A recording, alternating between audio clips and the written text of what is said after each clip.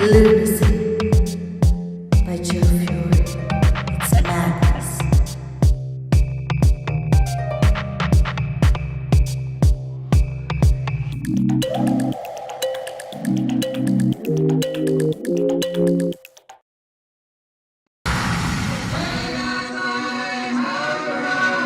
I'm gonna get myself a modem. I'm gonna get myself a modem. I'm gonna get myself a modem. I'm gonna get myself a modem. I'm gonna get myself a modem. I'm gonna get myself a modem.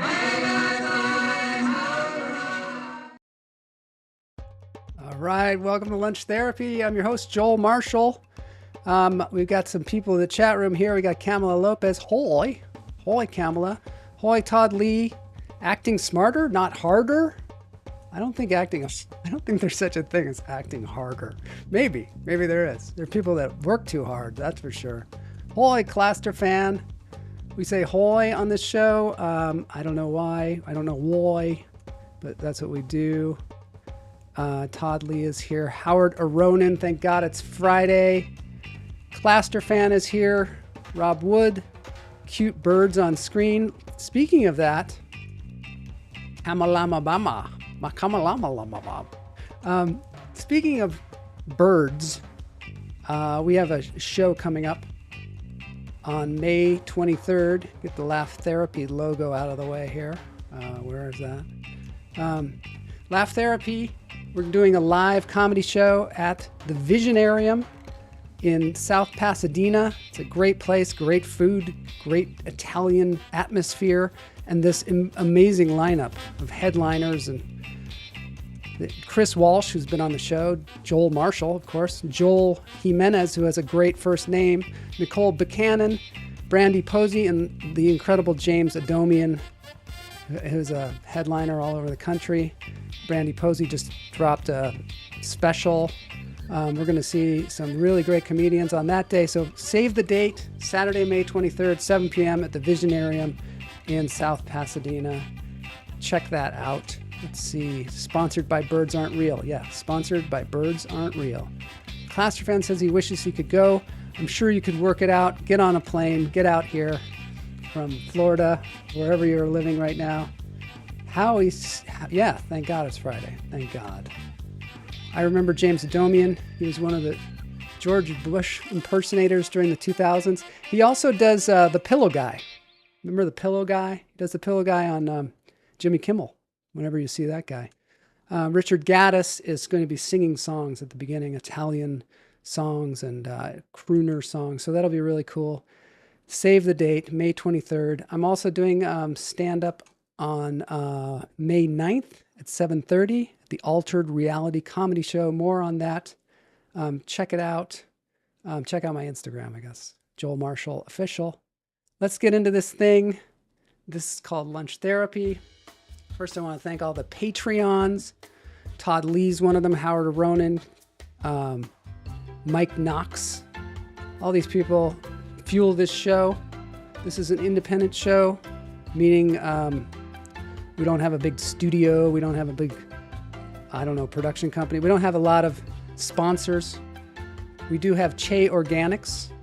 There's a link in the show notes if you want to buy incredible skin products. If you buy any skin product, everything that you buy from them, Lunch Therapy gets a little donation, so that's so great. Pam Palmieri, Neil Phillips, Seth Word, Jason Edelman, thank you so much for supporting and being a Patreon. Anybody can be a Patreon. Go to patreon.com/Joel Marshall. Daniel Muchler, Mary Marks. Thanks everybody for all your support. Now let's breathe.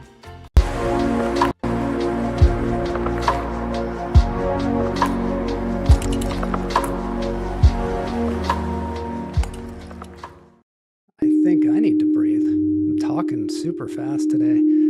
This is the healing vibration talking about the Gansfield effect. Steady tones, minimal variation.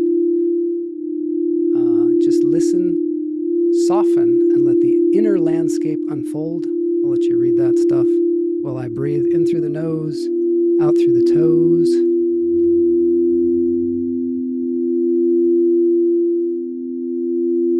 Let it go.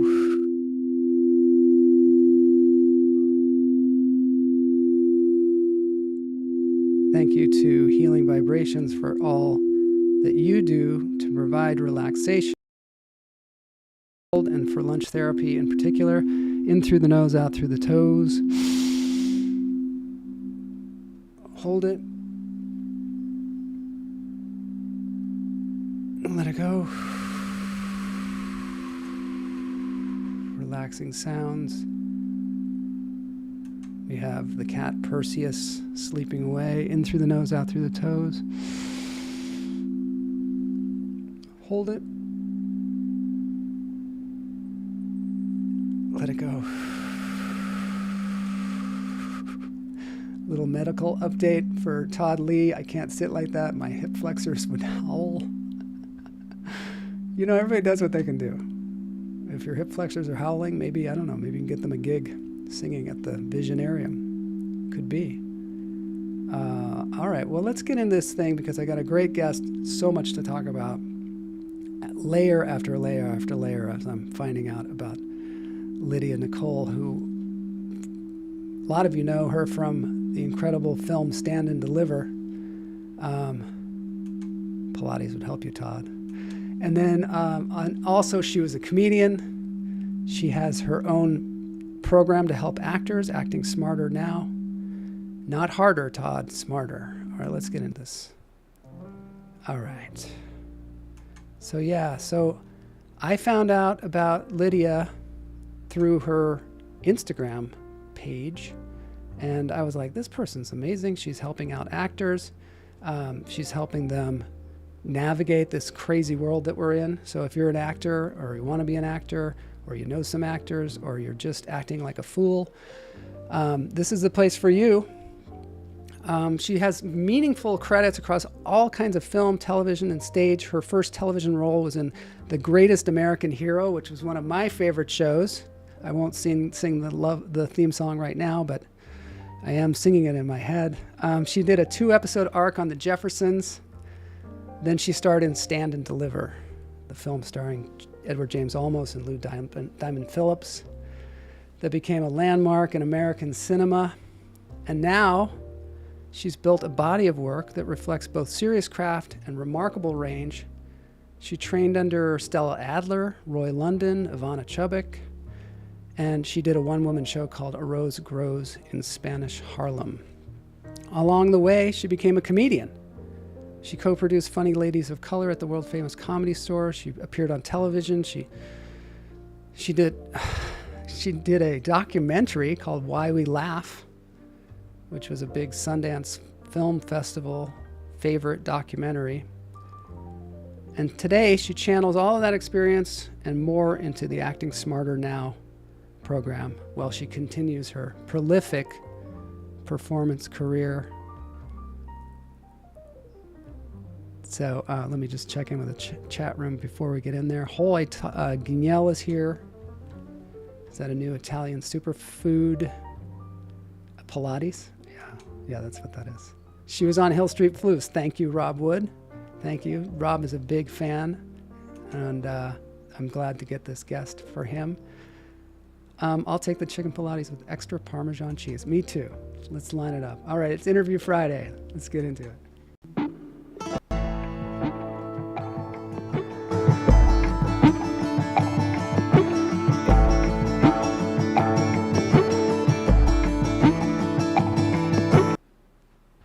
Hey actor, how are you submitting for acting roles? Are you being strategic? Are you planning out what shows you are targeting? Or are you just sending submissions to anybody and everybody? Because if you're just sending out submissions to anybody and everybody, you're wasting your time and your money. So create a strategy, make a plan. Make a list of shows you think you would be right for, whether you're just starting out or you are a veteran. Reach out to the casting offices and the exec producers and send a note with your picture and resume, letting them know that you want to be part of the team. You want to be able to read for their show this season. Don't be shy. Go for it. But make sure that your submissions this season are on point.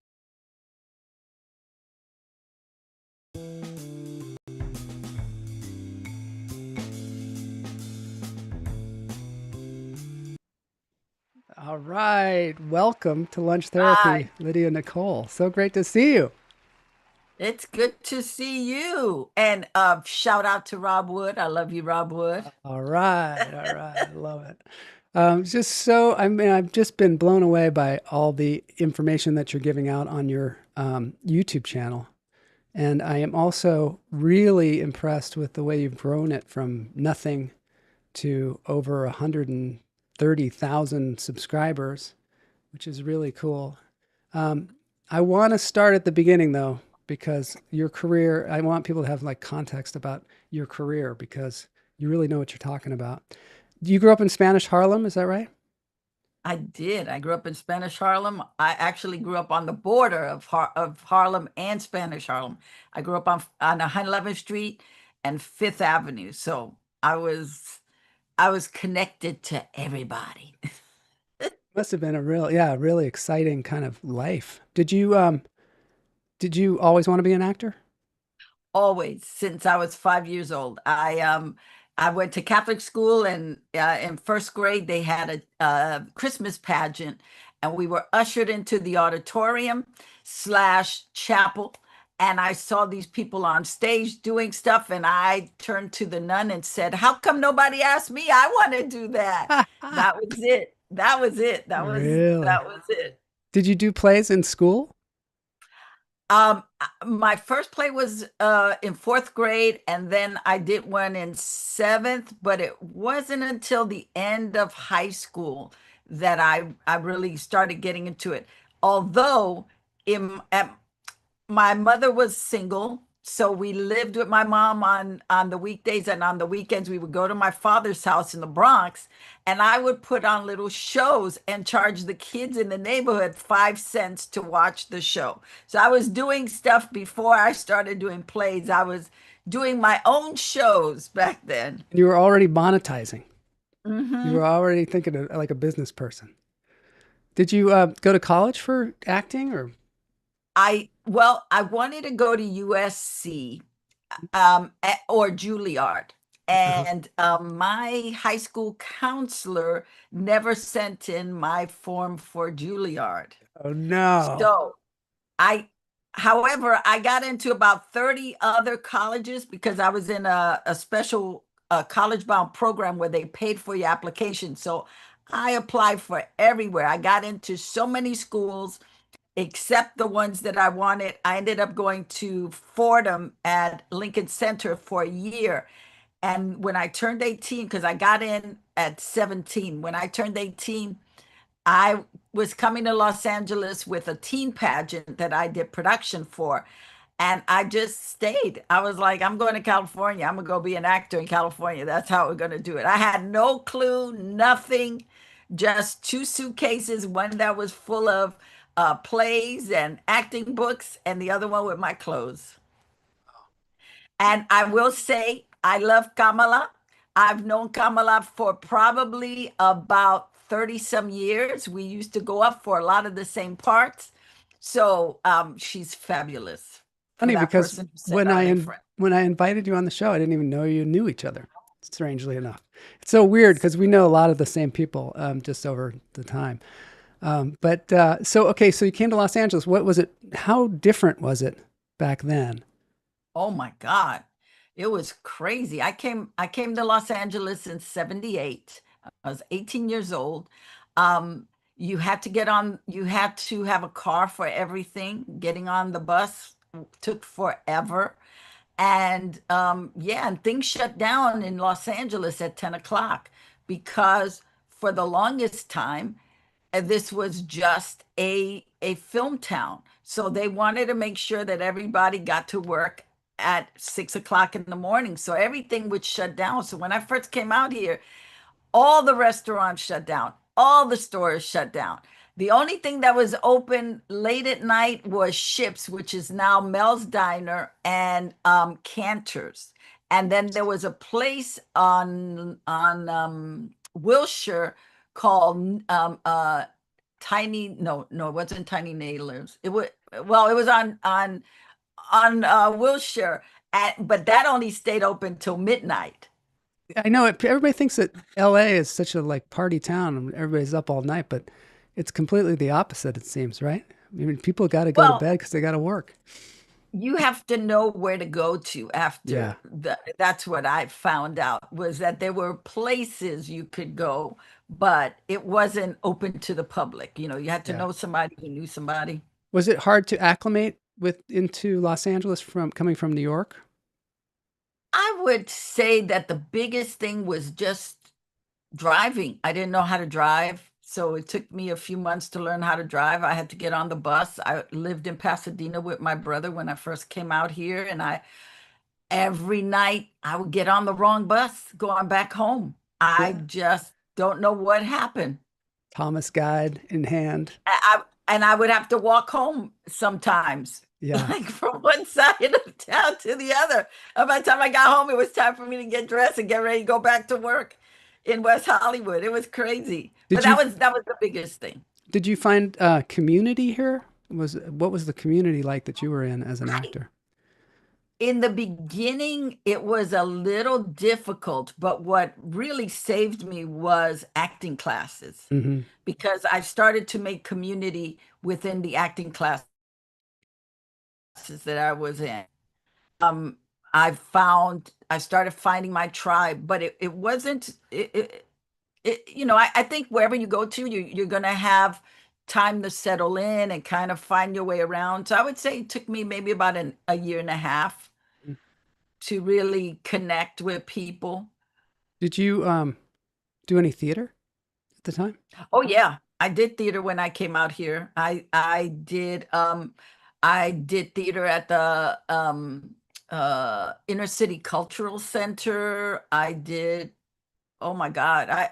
I worked at every little place you could. I also learned how to do my own showcases. So I would get actors together and we would do showcases for casting people because I was not somebody who was going to wait.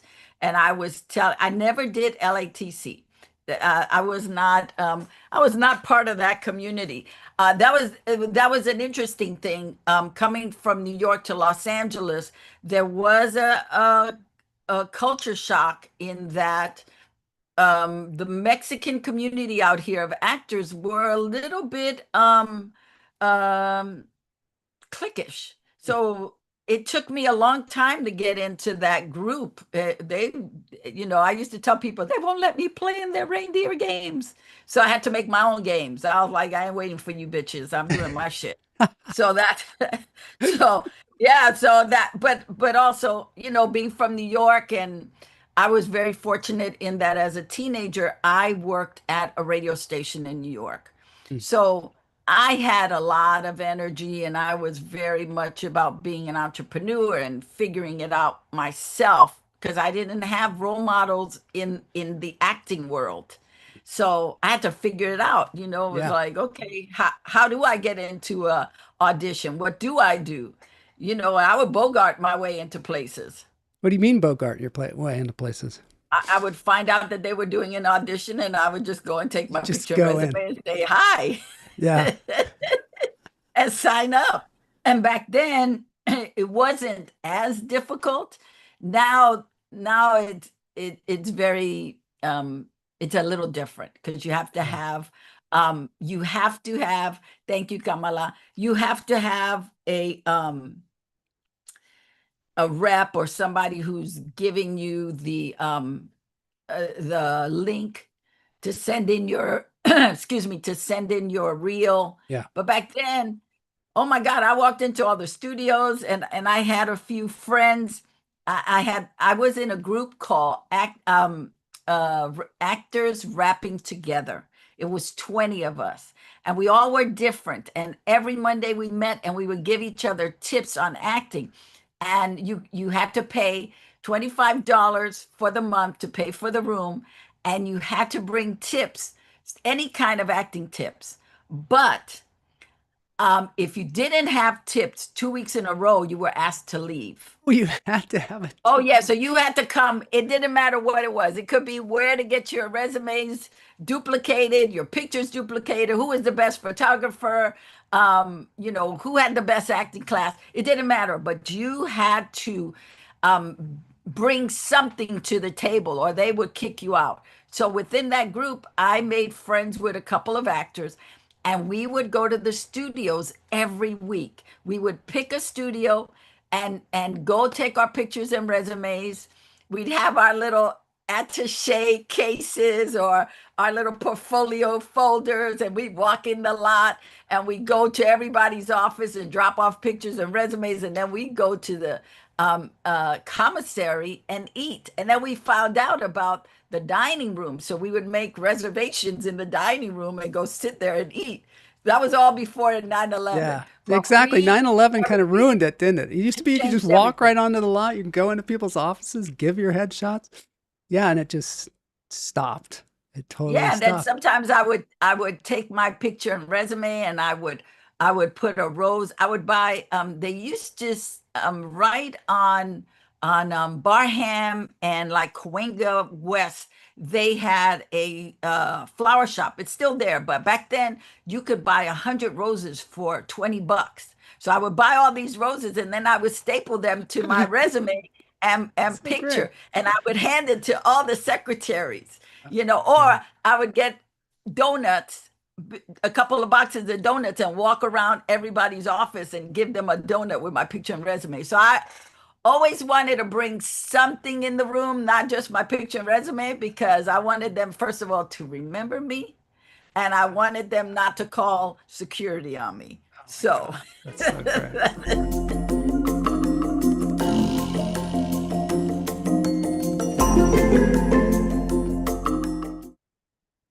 So when did things really break for you? When did you like was that American Hero was the greatest American Hero? Was that the first one?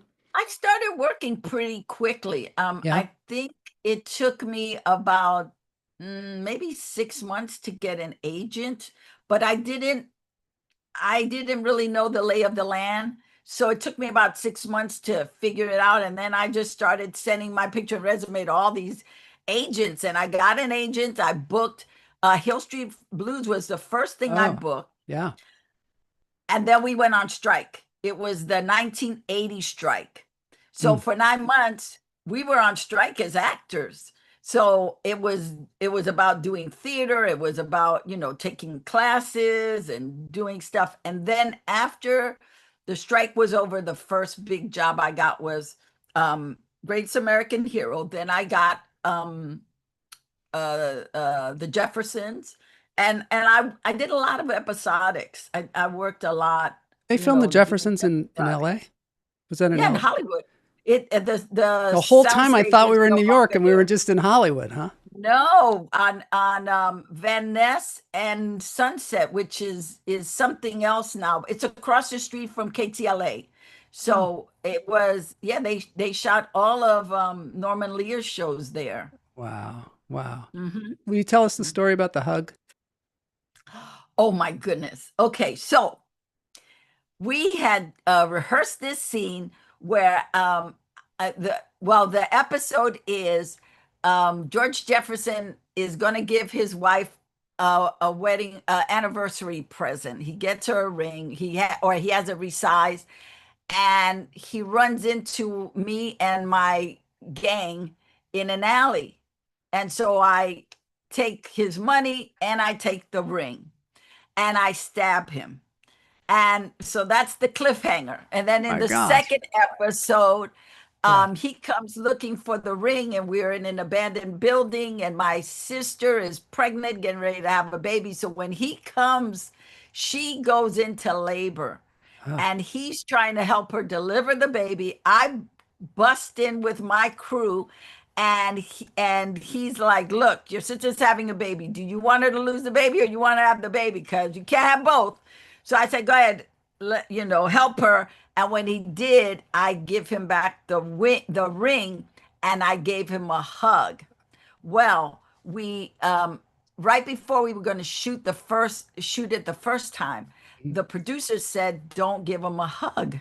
Oh, So I was like, "Okay." So I didn't give him a hug, and then when we finished, the cast were like, "Why didn't you give him a hug? What happened?" I said, "Well, they told me not to." And boy, Marla Gibbs and Sherman Hemsley went crazy. And then the producers came to me and said, "Well, do what you feel." I was like, "I'm giving him a hug." I didn't say that to them, but in my head, I was going, "I'm giving him a hug," and I gave the hug, and that is, yeah, they fought for it. They were like, I was real young back then. I was like 19, but I couldn't understand why they were so adamant about it, but it was. It was very important for them to make this girl a human being. Yeah. That her circumstances did not reflect who she was, that Mm. she still had a heart. So that was, it was a big deal for them. That's cool. Did you play a lot of gang members and hookers Ah, and all man, I kinds of? played. Yes, sir. I worked with Robert Blake playing his crackhead on a show called Helltown, and he said to me, when you walked in the room, I said, "That's my junkie." That Yeah, so I play a lot of crackheads, a lot of hookers, a lot of I almost got arrested doing playing a hooker downtown where we were shooting. I was we were waiting for the setup. They were setting up the shot. So I'm walking the street. I'm just walking, getting in character, and the No police way. car pulls up and jumps out. Oh, And I no. had to yell for the PA to come and get me. Oh, Yeah. So yes, I've played them all. The maids, many maids. Yeah, yeah. wow.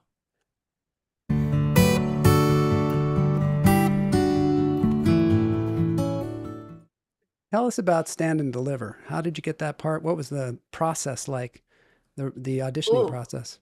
well, I auditioned for Stand and Deliver 6 times. 6 times. I had to go in 6 times, and they weren't sure what role to give me Hmm. because every role they gave me, I was able to do. Yeah. So then it became at the end, it was like, "Well, what role do you want?" I said, "Look, that's not my job. That's your job. Did you say What do that? you want me to do?" Oh yeah, I had a mouth. I still have a mouth, but That's good. yeah. And the last callback I did, I went in there and I said, "Look, this is getting expensive. I'm not coming back. You decide if you want me now or not, but I'm not wasting gas money on this again." Oh my gosh. So finally you got Yeah. the role. And what I was it got the like? role of Rafaela. My God, that was such a classic movie. What was the shooting like? How long did it take to shoot the movie? Was it a studio We movie? shot, no, no, it was a independent film. It started through PBS. They had a PBS deal. It was through American Playhouse. Mm. They had gotten a deal with them, and then they sold it to Warner Brothers after we made it. Oh, I see. Was independent film like a big thing back then? Um, there were little independent films, and we did it as a favorite nation. Every actor did it as a favorite nation thing, meaning everybody gets paid the same, $2.50. And that's and that's how that works. And so, yeah. I want to hear the story about how after Stand and Deliver was filmed and it was made, weren't in there quite as much as you thought you were going to be, right? Oh, well, I got cut out of a lot of it. First of all, I have a mouth, and so yeah, so we had some Yeah. clashes. Yeah. And the last day of shooting, they were running behind. They had technical issues, and the producer came out. We were going to shoot this bus scene that it was supposed to be a scene between myself and Eddie Olmos. And he gets on the bus. It's now like maybe midnight, 1 o'clock in the morning, and he's saying he's blaming the cast for their tech problems. And he said, "Well, as a courtesy to your fellow actors, I suggest that you forfeit meal penalty so we can get this shot." Well, that was the wrong thing to say to me. And I said, I said, "Look, Whatever my union says I'm supposed to have, that's what I want. Yeah. And the producer went in his pocket, threw money at me, coins at me. Oh my God.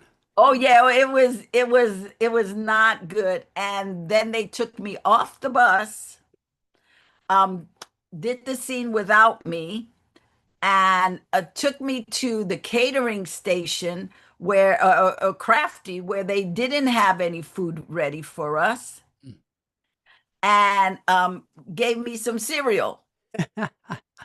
And they ended up just cutting that scene out, and just you just see the bus going through in the movie. And so what I learned a lot from that film, because that was I had I have been part of Hollywood Shuffle from the beginning to the end.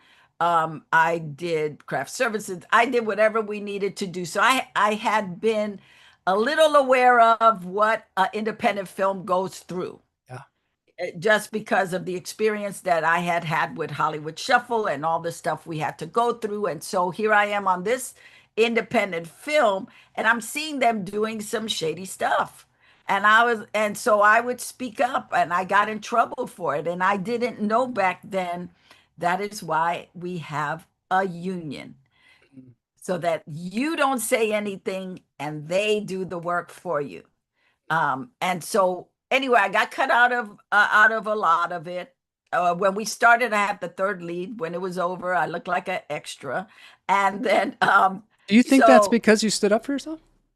oh, absolutely. You were Absolutely. standing and delivering and you got I was. Let me tell you, aced out Joe, of the they were movie. fucking with me. I wasn't That gonna have it. sucks. That totally And sucks. and coming from New York, if somebody messes with you, you don't Kamala, you don't stay quiet. I Yeah. didn't stay quiet. And then they wanted me to do free looping work after it was over, and they were in post. And I was like, excuse me, that's how I'm making my bread right now, is in looping. I was doing looping in different groups, and I was like, no. So anyway, but let me tell you how good God is. Mm. Yeah. And I This got is fired too, girl. I got fired from some stuff too. So I this feel is you. cool because you And say this thing about the devil does things and then God turns him into does bad things and that's then right. God turns him into good things. The devil may mess with you, but God's going to turn it around and say, what the devil intended for evil, God works out for good. Yeah. And I believe that. So I so when once it was done, they had a big screening, and I was like, okay, I'm out of here. And I heard God tell me, no, you are going to help them with this film. Wow. And I was like, I don't want to help nobody. They didn't help me. They didn't give me nothing. I don't want to be in it. But anyway, so I did what I heard in my spirit I was supposed to do. And I went back. I talked to Eddie, almost his publicist at the time, and I said, God told me I'm supposed to help you with this film, and and I have no filters, Joel. I Yeah. just say what comes out of my mouth. And so he said, well, I don't know if Warner Brothers is going to go for it, but why don't you do a proposal? I had no idea what a proposal was back then. Yeah. Do a proposal, and then I'll give it to Warner Brothers, but don't expect anything. I said, okay. That was a Friday afternoon. I went out with him to lunch at Warner Brothers. I got back home by 2 o'clock. I called a friend of mine who used to work for me when I was working in music, and we put together not only a proposal, but an itinerary. I was calling people back east about taking the movie to theaters in New York, because I said to the guy, I said, look, this is a Mexican focused movie. I'm Puerto Rican. You guys aren't going to get play in New York, Mhm. but I can open the door for you in that way. I can go and talk to go into Yeah. schools and do whatever. So my godmother at the time, God bless her, she worked at the Board of Education. So I called her up. I said, this is what's going on. Can you help me? She gave me 2 weeks of going into schools. So I put it all in the itinerary. I took it in Monday morning. I had made like 20 copies, took it in to Warner Brothers, gave it to the guy, and he says, I'm going to give it to them, but don't expect anything. This was before we had cell phones and before we had pagers. And so I get home and my phone is ringing, ringing, ringing. I pick it up and he said, "They want you need to come back here now. They want to talk to you and don't say anything about God." So I went back. I sat in a little cubicle. The head of publicity came to me and she said, "When do you want to start?" Really? That was it. She didn't say anything else. She said, "When do you want to start?" And Wow. so, because of that, I got to do publicity for that movie for a whole year. Anytime Eddie could not go or Lou could not go, I was the third person to be asked. So I Wow. got to see a lot of the country because of that film. That's incredible. Now, well, let's see here.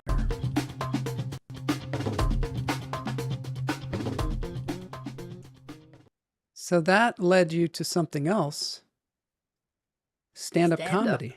Did you? Stand up, baby. Yeah. Did Stand up. that came out of you going to all these schools and Yes, because I was going into these places with no script.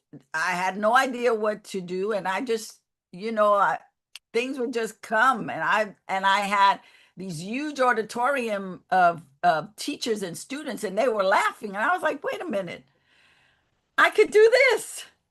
And so yeah, so I would do potluck at the Comedy Store and go sign up for everything. And back then, there weren't many women, and there really weren't many women of color. Mhm. So soon after I had been doing it for maybe about a year, well, I started doing it, and 6 months later, I used to work for Patrice Rush, a musician, singer, um, and she let me open for her locally. Wow. So that's Cool. how I was cutting my teeth in, getting the stand up. And then a year later, another comic who I had started around the same time, which she was also an actress and a stunt woman, Cha Cha Sandoval. She she and I were doing it. She said, "I want to do a show of all these women of color." And I said, "Well," and so one day I just said, "Look, I'm tired of you talking about it. Let's just do it because you're making me crazy." And we did. We went and we went through the clubs looking for women, and we're asking everybody to join us. And we started out in the Valley in Encino at a place called the LA Cabaret. And we did it there for a year. And then we moved over to the Comedy Store because she had been part of the Comedy Store for a while. So she got us in at the Comedy Store. And we did the Belly Room every Tuesday night, I believe, for about a year and a half. And then, yeah, That is maybe cool. 2 years. And we got all kind of press, and we had, yeah, it was phenomenal. And then we disbanded, and I had another comedian named Suli Diaz that approached me and said, "Hey, um, you just finished doing this show. What? Let's do a Latina show, all women." So then I did the Hot and Spicy Mamitas, and it was five of us: Ludovica, Marilyn Martinez, Diana Artelli, and Suli Diaz. And we were hot. We were the first of our kind. Before the hot tamales, there was the Hot and Spicy Mamitas. I'm gonna play a And clip. Could I play a clip of yes, you doing absolutely. stand-up? So I know you're looking at me wondering, what is she? I'm biracial. Yes, so for those of you who fill out those long applications, I'm other. I'm half black and half Puerto Rican. Out here, that makes me Mexican. In Miami, it makes me Cuban. And in Mississippi, it makes me dead. My father was a pimp, and my mother was his prostitute. Out here, that makes me an actress.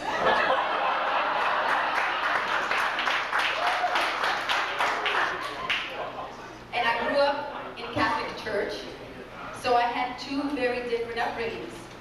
One was very dark, and one was very, very, very dark.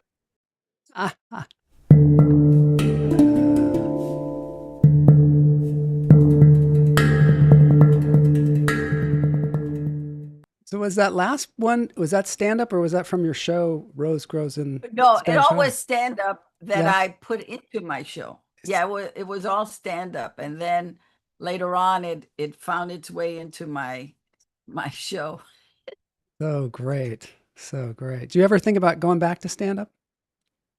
Um, if I have something to say, one of the things I learned about doing stand up is if you don't have anything to say, get the fuck off the stage. Just get off, and at the Comedy Store, there were always so many violations of comics who had nothing to say. I remember Eddie Griffin staying on at the Comedy Store for over 4 hours. The brother was trying to do a marathon. At one point, he starts falling asleep right on the stand. It was like, are you kidding Why me? are we doing It's this? now 2 o'clock in the morning. We all wanted to get up, and he just emptied out the room. Ugh. So for me, I find it sacrilegious that you get on a stage and you are just masturbating. Hmm. Do that at home Do that at home in the and bring privacy of your own home. something to the stage when that's thoughtful, that's provocative, or just funny. Just be funny. If you don't, but don't be boring. Yeah, Don't be a mic hog. That's something I think you should be arrested for that. I agree. They should have some policemen in the back of the room arrest people. Well, And unfortunately at the store, Mitzi, you get penalized. Maybe you couldn't go up for a month or whatever, but it wasn't like it was at the other places. Like at the Laugh Factory, if you didn't get off, you were not allowed back for a very long time. yeah. And the Improv, they didn't allow that. But at the Comedy Store, people were rebels. They just did whatever they want. Yeah, and sometimes when people have like a certain popularity, they get up there and just ramble forever. Yeah, Yeah, and it's so disrespectful to yeah. not just the comics but to the art of stand up. Hmm. So I want to segue now into this program that you have, Acting Smarter Now. It seems like it has gone through some evolution. A lot. Yeah, like it has different names and it's become Acting Smarter Now. How did that come about? How did you start your YouTube channel and what were you thinking when you did? Well, it started as Common Sense Mamita Yeah. because I had a lot of comedian friends, a lot of actor friends who had no common sense. So, and they would always call me for advice. And then I just started writing down the stuff they were saying. I was like, oh my God, this is ridiculous. And I would write it down. And I said, you know what? If they're doing this, maybe somebody else needs help. So Yeah. I decided I was my friend Jason Stewart said to me, because I had taken a break from being in front of the camera to raise my daughter, and I was doing production, and I was working as an assistant to a filmmaker, and then I started getting into producing. And he said, the business is different now. You have to have film on you, current. Yeah. So I was like, okay, well, what do I want to do? So I bought a camera, DSLR. DSLR, Hmm. and I got a bed sheet, and I took a lamp from the garbage, and thus I started You took a lamp from my the garbage. That's great. I did. It was like a long, a floor lamp. I said, I need this. Yeah. And and that's how I started with it. And it was offering common sense advice. Hmm. And then I started adding to it, just interviewing everybody in the business that I knew, from acting to singers to comedians to production to all of this.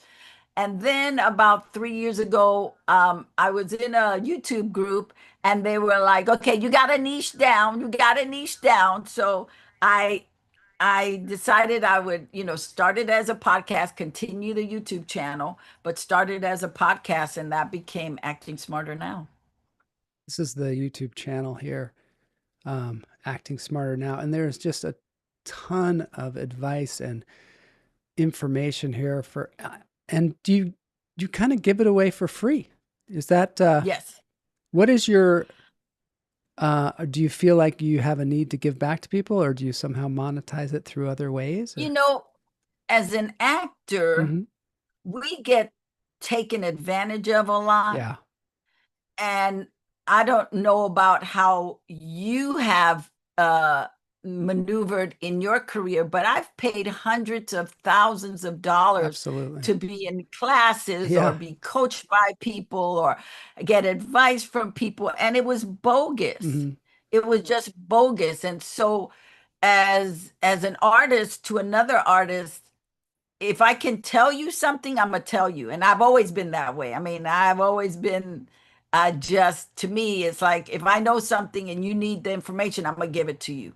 So what I have done is in the last 2 years, 2.5 years, I've started selling some things, Hmm. but you can still get everything you need. We have over 1,000 videos up. Incredible. We've interviewed over 400 and some people in the business, Hmm. not just little people, but people who Yeah. really have careers and have done a lot of great things. And maybe you don't know their names, but they have been working in the business a long time and bring a lot of great advice. And so, we have Danny Kalis, who's a showrunner who I did a master class on helping actors write their own pilot. I mean, he took us step by step. Okay, how do you do this? What do you do that? So I have Andrea Romano, who was a big voiceover director. So we did a master class. So I have some master classes in the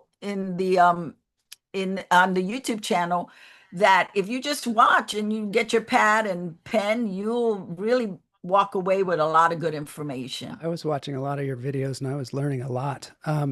So much has changed and yay. No, it Yay! really was. I was like, wow, there's so much information here. Also really practical information. When you say acting smarter, um, what do you mean acting smarter?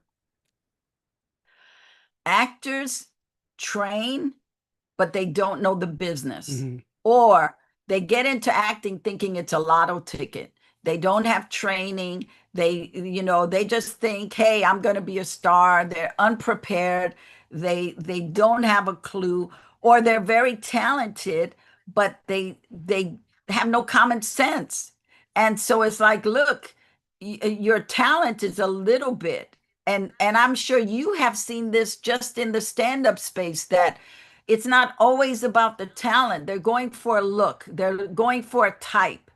And so you want that to be the cherry on top. When you do get cash, you want to be able to deliver and have the goods, but you need stuff to get you there. And the biggest thing that most actors and most comedians, most performing artists do not have is their brand. They don't know what they sell. And I learned that early at 18 when I worked at Casablanca Records, when I first came out to Los Angeles and I worked at Casablanca Records.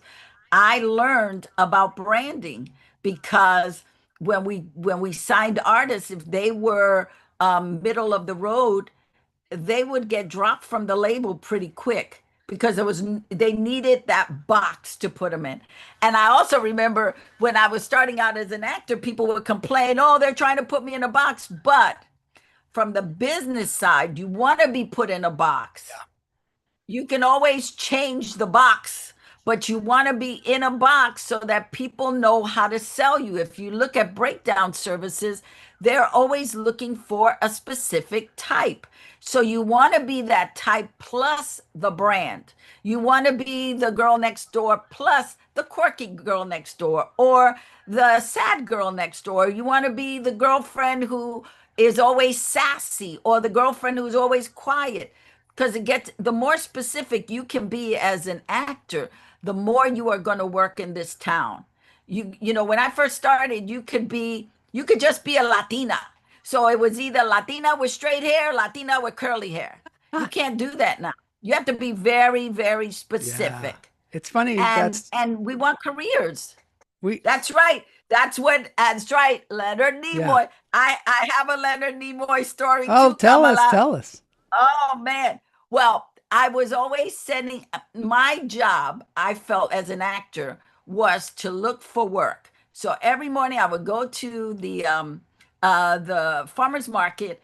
I would get a cappuccino and I would have my reporter and my variety, and I would start going through the newspaper with my yellow highlighter, and I would start looking at who was getting ready to cast, who just got signed for something, and then I would submit. Well, I saw that Leonard Nimoy was getting ready to do Star Trek the movie.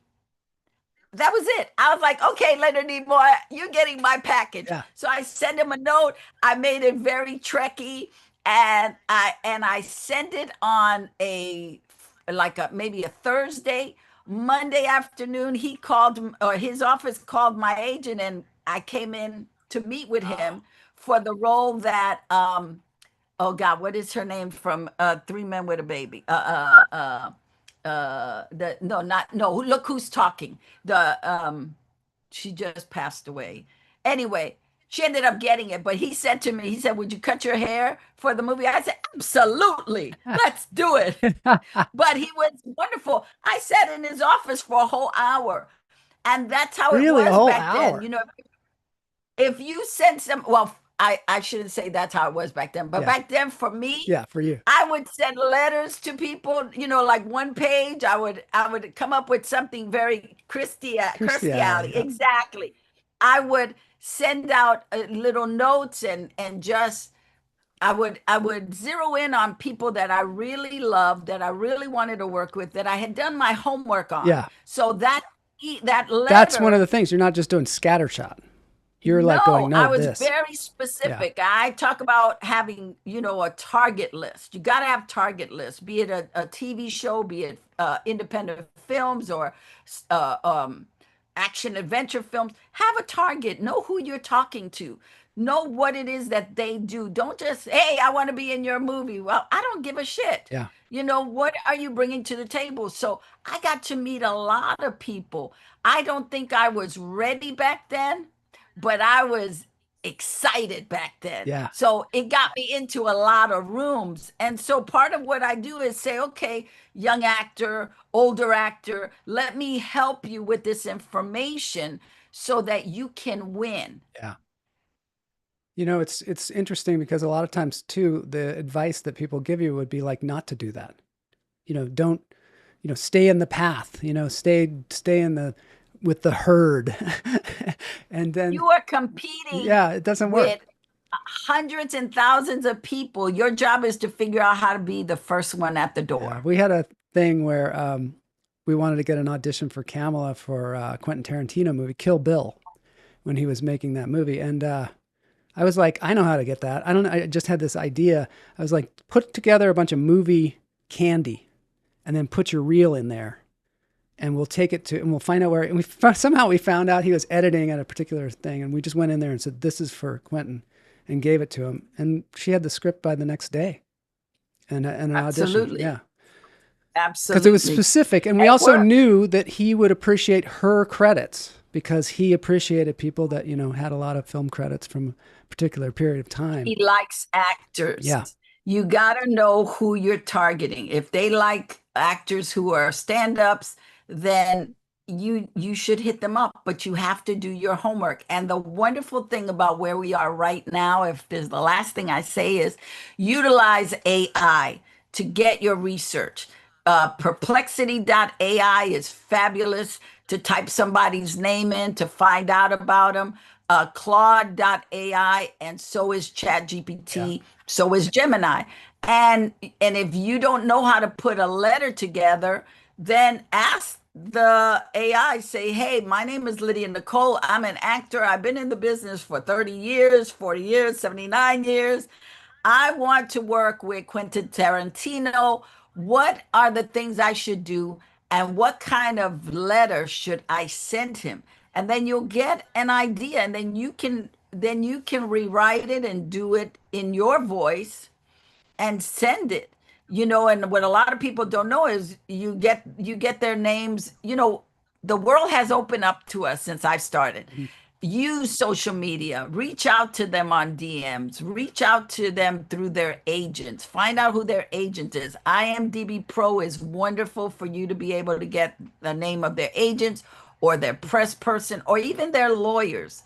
but just make sure that you are ready and that you know what they do so it can help you. Don't just, you don't want to be throwing spaghetti on the wall and praying something catches. That makes so much sense. Also, it's just, a lot of people are whining these days about the fact that there's not a lot of work in Hollywood, but there's work, they're still making incredible amounts of content. And if you can use the tools that we have, like you say, if you can use the tools that we have to get specific about something and really go after it, I think that is really great advice.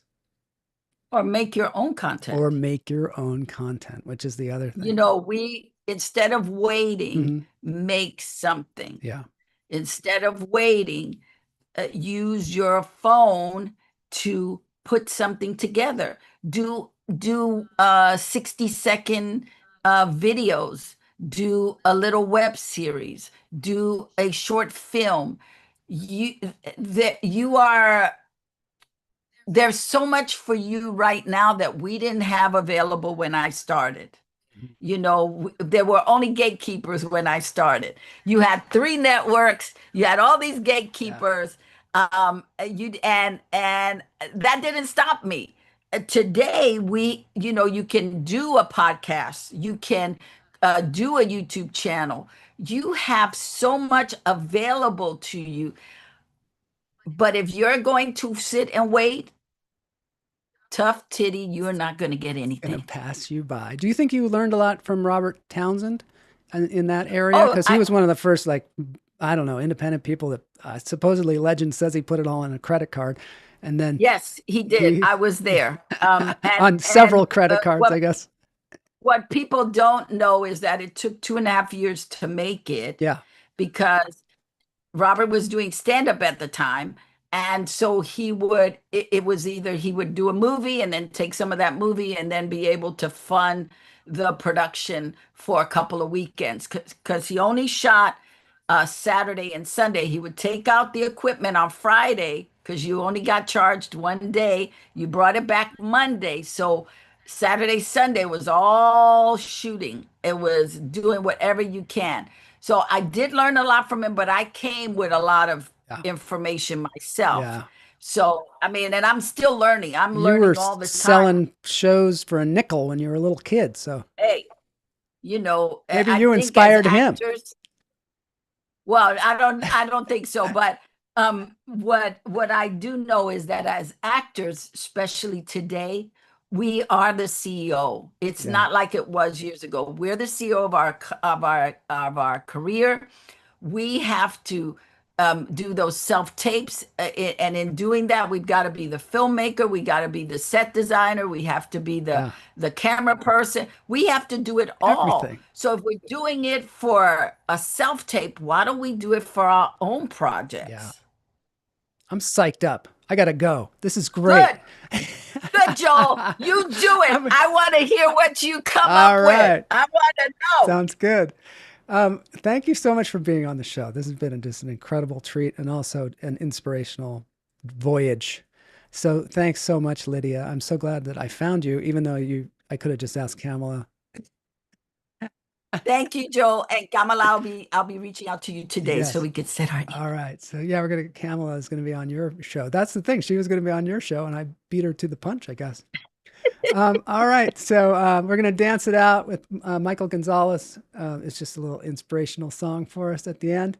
And thanks everybody for being here. Kamala has Lydia. It was so great to see and hear you. Let's reschedule our show. Yeah. All right. Sounds good. Dance time. All right.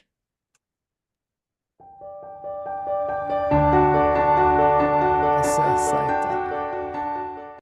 I love it.